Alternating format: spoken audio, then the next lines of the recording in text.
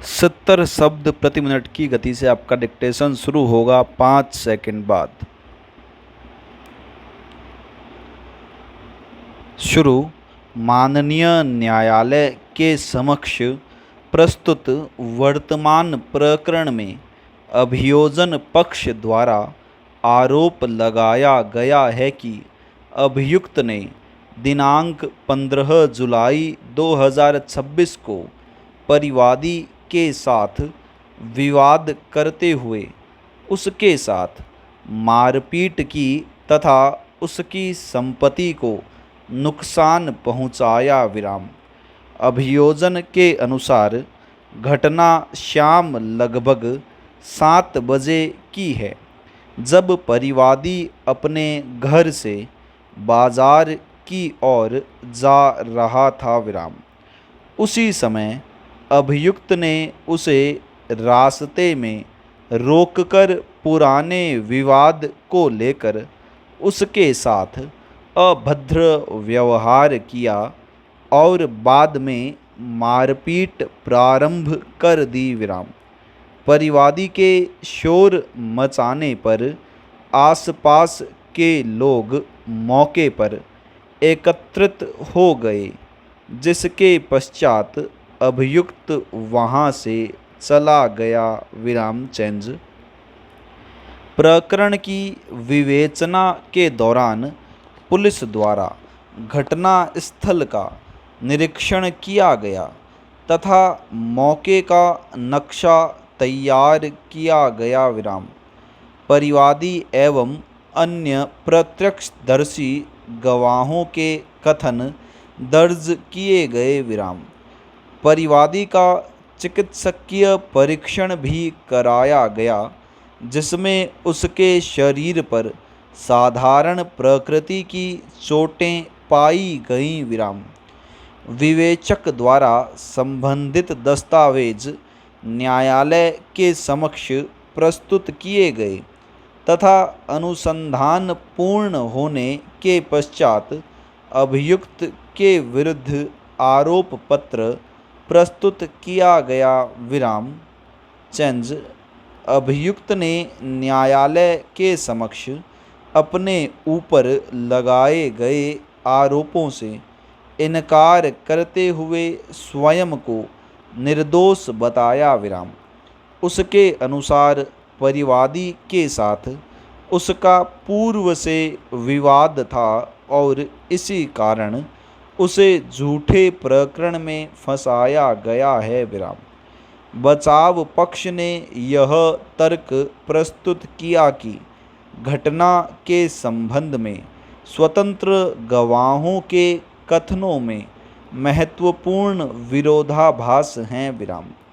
यह भी तर्क दिया गया कि घटना स्थल पर उपस्थित अन्य व्यक्तियों को अभियोजन पक्ष द्वारा गवाह नहीं बनाया गया है विराम। अभियोजन पक्ष ने अपने पक्ष के समर्थन में परिवादी, चिकित्सक तथा विवेचक सहित अन्य गवाहों के बयान न्यायालय में करवाए विराम।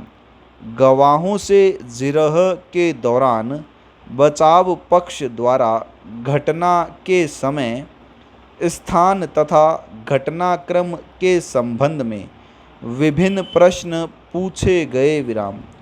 न्यायालय ने सभी गवाहों के कथनों का सावधानी पूर्वक परीक्षण किया तथा उनके बयानों में मौजूद संगतियों और विरोधाभासों पर विचार किया विराम। चेंज। न्यायालय का यह दायित्व है कि वह केवल संदेह के आधार पर किसी व्यक्ति को दोषी न ठहराए विराम। अभियोजन को अभियुक्त के विरुद्ध लगाए गए आरोपों को संदेह से परे प्रमाणित करना आवश्यक है विराम। प्रस्तुत साक्ष्य का मूल्यांकन करते समय न्यायालय को प्रत्येक तथ्य को समग्र रूप से देखना होता है तथा केवल किसी एक कथन के आधार पर निष्कर्ष निकालना उचित नहीं है। विराम चेंज। वर्तमान मामले में न्यायालय ने मौखिक एवं दस्तावेजी साक्ष्य का समुचित परीक्षण किया। विराम। उपलब्ध साक्ष्य से घटना का होना प्रथम दृष्टया प्रमाणित होता है, किंतु अभियुक्त की भूमिका के संबंध में प्रस्तुत साक्ष्य में पर्याप्त संदेह उत्पन्न होता है। विराम। ऐसी स्थिति में आपराधिक न्याय शास्त्र के स्थापित सिद्धांत के अनुसार संदेह का लाभ अभियुक्त को दिया जाना आवश्यक है। विराम चेंज। अतः समस्त परिस्थितियों, उपलब्ध साक्ष्य तथा दोनों पक्षों की दलीलों पर विचार करने के पश्चात न्यायालय इस निष्कर्ष पर पहुंचता है कि अभियोजन अभियुक्त के विरुद्ध आरोपों को विधि द्वारा अपेक्षित स्तर पर प्रमाणित करने में सफल नहीं हुआ है। विराम। फलस्वरूप अभियुक्त को संदेह का लाभ देते हुए आरोपों से दोष मुक्त किया जाता है। विराम।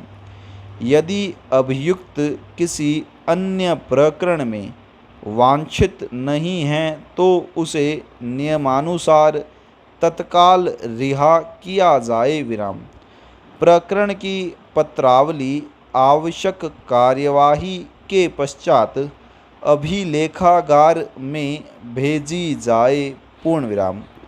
ये था आपका 70 शब्द प्रति मिनट की गति से लीगल मैटर का डिक्टेशन।